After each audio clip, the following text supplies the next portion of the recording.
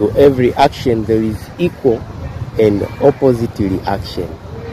Nadhani huu ni msemo ambao kama umesoma unaweza kujua ni law ya kifizikia fulani. Lakini leo naomba nielezee kwa kutoa makusudi au ujinga wa watu fulani kwamba haki inatangulia kabla ya amani. Yaani ule usawa, kila mtu apate cha kwake, ndio kinafanya watu wawe na utulivu na hiyo amani. Kwa hiyo sasa ikitokea kuna lazimishwa reaction, yani inalazimishwa reaction ambayo hakuwepo na action yoyote, nini kitatokea?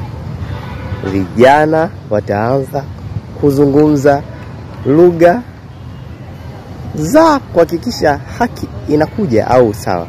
Kwa hiyo msishangae watu hapo baadaye wakaacha kuwa wazalendo, wakasema Marekani toka pale Venezuela, kuna gesi pale Mtwara, kuna Tanzanite pale Arusha, alafu tuna bandari, si unajua hapo nyuma kuna Kongo, kwa hiyo utapita vizuri.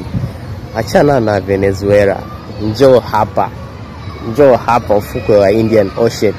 Tanzania ni kanchi fulani hivi katamu sana. Ili sisi na viongozi wetu tukutumikie wewe.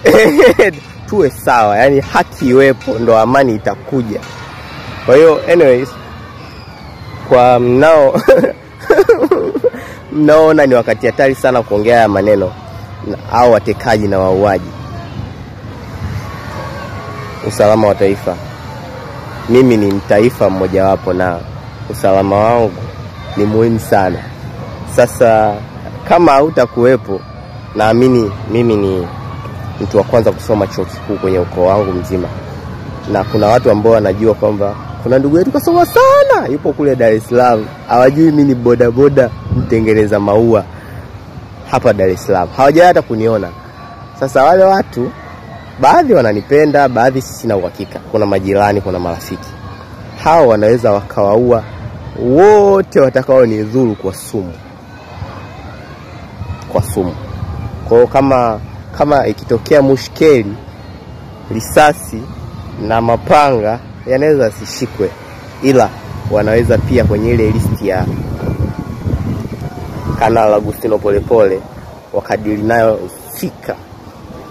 Kwa hiyo tuheshimiane, tupeane haki. Kale kakijitabu kale kakatiba kale, tuhakikishe kanatupa haki. Askari na majeshi yote, sisi